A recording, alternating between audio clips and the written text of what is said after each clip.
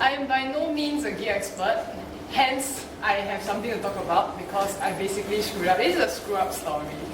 Like, you know, today I think it's very apt because, you know, when you go and watch like a concert or anything, there's always this opening act, this 5-minute opening act, they're like, oh, get off the stage, you want to see the main act, I am the opening act. Because I think the meat and the pro Git guy comes after me. So this is great, I love it because I'm just going to defer all the things that I cannot answer to him because I'm sure he's going to cover it in his talk. But anyway, so my name is Huijing. I'm a self-taught designer and developer. I sometimes write blog posts and I love HTML and CSS. But so the point here is that I haven't been doing this very long, and so this particular incident happened quite early, about 2 years ago when I just first started web development. So I'm sure a lot of us have seen this graphic. This graphic has been going around my Facebook feed recently. So it's a joke, but you know, it's the same thing that what I heard when I was first taught Git is that you should commit and push often. But at the time, I feel that Git is very similar to learning how to ride a bicycle. So it's either you don't get it or you get it. There's not really much of an in-between. Okay, maybe the most in-between you can get is like, you know, training wheels, but you don't really know how to ride. You're just like, oh, I can operate the bicycle, but I'm not really riding a bicycle. Then one day you'll suddenly get it. And then I feel that to me, that's how Git works for me. I don't know how it works for you. So I heard Git commit and Git push quite often. So like when I first started, and this happened during my second web development project ever. So like, oh, okay, commit and push. So this sounds like a good idea, right? You know, oh, got fire alarm, then I will commit, push, and leave the building. Guess what? I followed these 3 steps and I just blew up a repository. So a little backstory. So the thing here is that when you have a Git noob, myself, working like kind of late at night, trying to get Git to work, you don't get a very good outcome. No, not at all. So what happened was that I was building a website for a church, and so I was doing this mostly by myself, which was actually a good thing because I think if there were multiple developers in this project, it would be like epic Git bomb times 1,000. But but the bad thing was that like didn't really have a lot of people to ask, so I was trying to muddle my way through. So I reached a particular feature, which was because it's a church website and there's a particular feature request that they want the users to be able to listen to sermons because every week they record their sermons. So they amassed about like I think 2 to 3 years worth of sermons. So these are MP3 files. So there was about like 6 gigabytes worth of MP3 files. So what they wanted was like, oh, okay, I can archive, can go through, then I can download these. So I was building a Drupal website at the time. So how Drupal works it's just a PHP-based CMS, by the way. But in general, you know, there's your code, and then there are your user-generated content or your files. So these media files fall under that category. Basically, the category that you don't commit to your Git repository. So as I mentioned, I just started out Git noob, right? My project did not have a git ignore file. Ta-da! So no git ignore file, like, it was fine at the time because most of the code, I mean it's just text files, like really small, like 5 megabytes tops. So this one day, after I managed to spend the whole day trying to get this whole sermon thing to work, my project folder now contains 6 gigabytes worth of media files. So then, no git ignore file, by the way. So at the time, like right now I use a bit more command line, but at the time I was purely on source tree. I was like, terminal, I will use the GUI, which is source tree. So being a noob, what I did is I just committed all my files and then I pushed it. Now if you use source tree, you might know this, but if you haven't, so what happens when you use source tree is that when you're doing anything up to your remote, there will be a sort of like a dialogue. So if anything goes wrong, there will be like an error message in red. But sometimes there will also be messages that are in black. But essentially, when you see a message in red, it just means that your commit, something went wrong with your commit. Maybe there was a git conflict or something, it didn't go up. But if it's black, it means that the commit did go through, but there was some error somewhere. So it was, again, I said, it was like, I'm working quite late already. It's like, okay, I should commit because my boss told me to constantly commit and push. So press the push button. It's like, it is taking much longer than I expected. And I was like, maybe internet is slow. I'm very tired, I'm just gonna go home. So I left the building. I followed step 3. I committed, I pushed, and I left the building. So turns out when I came back the next day, I was like, turns out that the internet was working great. By the way, nothing wrong with source tree. Everything functioned as per normal. And when I came back and I took a look at the repository, so I was like, because the day before it was like about 6 MB, and today it's 6 GB. Something went wrong there. So I was like, okay, it's fine. I learned how to remove files from the repository. What you do is you take the files out of your project folder and then you commit and push again. Did that, I was like, okay, I can solve this problem. Did that, check the repo, like still 6 GB. Wow, siao liao. So I'm like, okay, my boss not gonna appreciate this. So then I asked my best friend, Google. Oh my god. So the point of this is, the repo does not forget, okay? Even if you remove the files from your project folder and you commit, sorry, your repo says, I know what you did last summer. So, but there is a way to actually get rid of files that you accidentally committed. Turns out it's a very common use case. It's even in the Git official documentation. There's this very snarky line, if somebody thoughtlessly committed a really large binary file. I'm like, what? Come on, it's why thoughtless? It's just, but anyway, so this is a very common use case.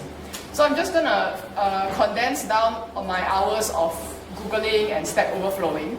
So there are about 6 steps. So the first thing you need to do is git filter branch, because I guess before this whole episode, the only git commands I knew was git commit and git push, or maybe git add, but that's about it. So like this was, I didn't know git, there were so many other git commands. Well, I guess this is a good time as any to find out. So the first step was git filter branch, and this step actually took quite a long while to figure out. And you think, one line takes so long? It's a very long line. It's like, but basically all these are just like additional options on top. The main command here is filter branch. I mean, yeah, it's a pretty long line. So the first part is the filter option. So basically, filter branch command allows you to rewrite Git history, which is exactly what I want to do. I don't want my epic screw up to remain in Git history. And what you can do is you can apply filters to modify information. So if you git filter branch and you don't apply any filters, it practically doesn't do anything. You actually need the filters. So filter index actually rewrites the index. There are actually more than this. There's I think 6 to 7 filters that cover different things. And the filter that's most similar to this is tree filter. But according to the documentation, index filter is faster because it doesn't check out the tree. So then this will be the command for you to actually pinpoint the folder or file that you want to get rid of. So it's, quite standard commands. You use this with the index filter option for optimal results. So it removes files because in my case it was a folder, it was a 6 GB folder. So you have to remove the files recursively and forcefully, so RMRF, everybody's pretty familiar with this. So the cached option is used to unstage and remove paths from the index. Ignore unmatched just prevents the command from failing if the file. So like maybe I typed my folder name wrong, the command will still go through if you add this particular option. So after that, these are additional options. They are not, as in you can still run without these 2 commands. But basically what PRUNE does is it allows the filter branch command to ignore empty commits generated by the filters applied. So I think it makes it cleaner, so to speak. And there's a tag named filter cat. What this does is it will update the relevant tags by rewriting them. So if you don't actually use tags, this probably is not very relevant to you. And at the end of it all, there's this dash dash dash all. Dash dash is just a separator. It doesn't really do much. all is just, I had multiple branches at the time, and I wanted to wipe this history for all the branches. So I added the all option.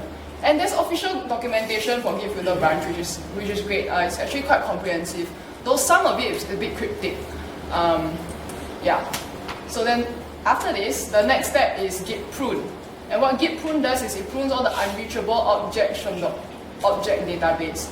Essentially, in English, it means it removes objects that are no longer being referenced. In this case, offending folder, 6 GB folder.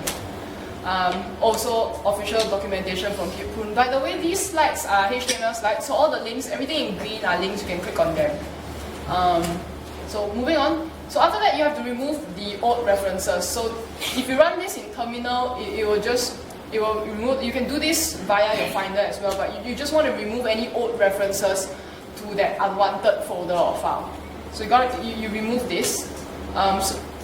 Because references, essentially branches, tags, all these are references to commits. So if you want to remove something from the history, you also want to get rid of any references that are still pointing to it.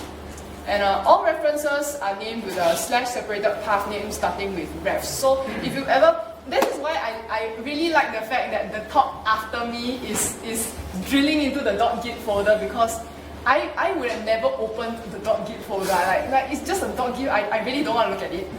But because of this, I was forced to look into it, and I would love to hear what else is inside the .git folder. At the time, I was just like focused on let's get rid of my screw up. So there's a lot of other stuff in the .git folder that I think it makes sense for us to understand what's going on as well.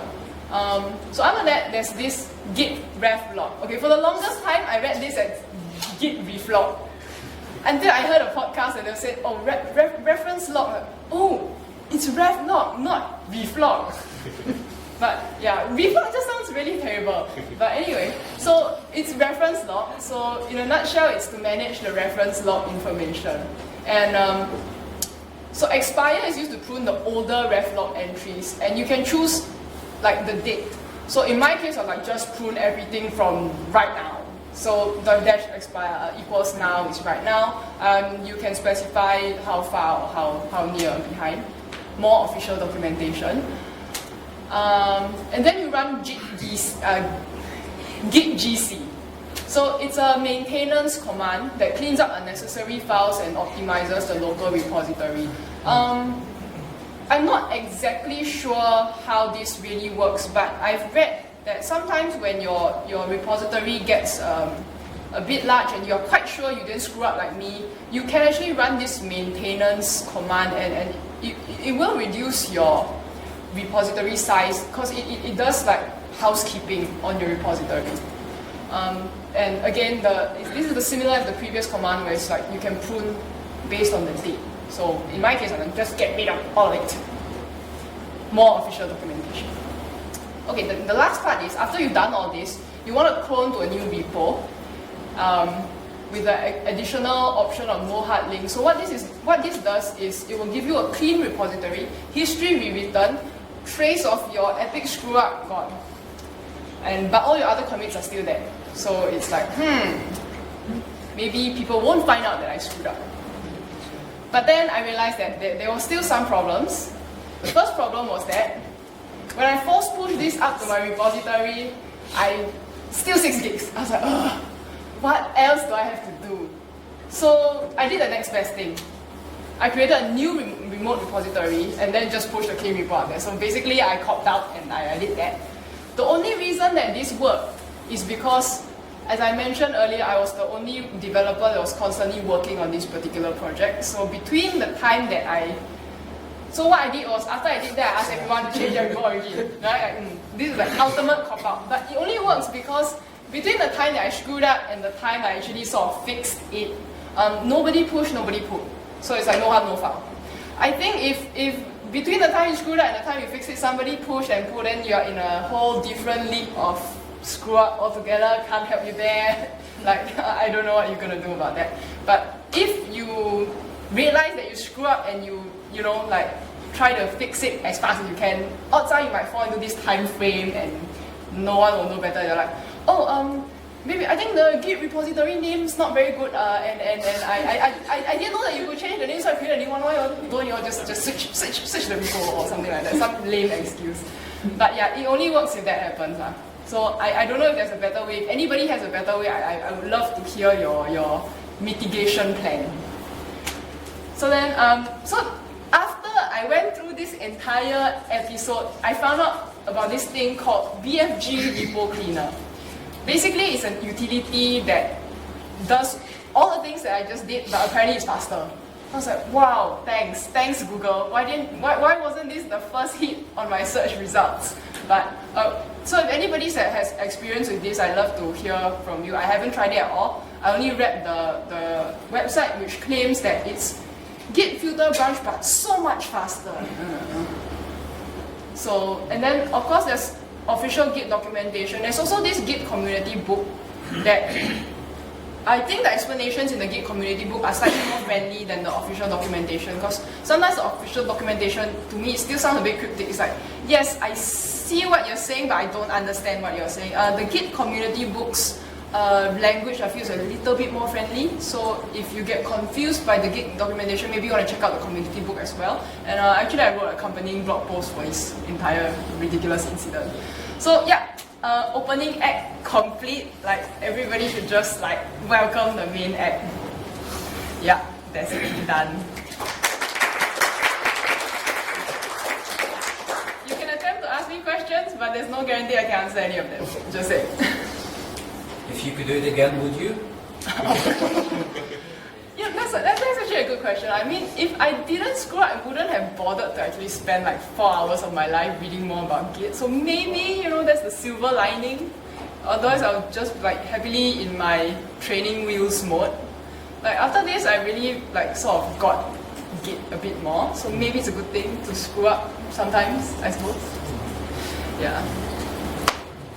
Okay. Were you pushing to GitHub or? Bitbucket. Bitbucket. I'm not sure if GitHub does it, but Bitbucket prominently displays the size of a repo, right? When you know, like ding, like 6 gigs, and like 6 gigs, still 6 gigs. Sorry, nope, not getting rid of me. No, so depressed. So I did something similar on GitHub, and it seems that they run Git GC on their end very often. They do? Very often. So for me, I didn't have that issue. I didn't have to change my repo location. Cool. Yeah. Okay. Maybe a Bitbucket thing. So in this case, because you tried to push it back to the original report and it didn't work. Yeah, it didn't work. That's the part that I Probably find. because they didn't garbage collect on their end. Oh, I see. Oh, they must go on their end, okay. Okay, yeah, that makes Depends sense. on That how makes they're sense. storing Yeah. their I see. difference. Right. Okay, that makes sense. Could try that because now the company I work with, we actually have our own Git server. Could try it on that. You really want to try it again? Just to, like you won't have to upload a 6 gigabyte, just one particular file that like, oh, I want to remove this file, and just try it out. Yeah, that's interesting. Good point. Yeah. So I'm going to make myself scarce for the next guy. I'm actually very grateful that you gave this talk, because I have a similar problem with the slightly compounded effect of using GitLab,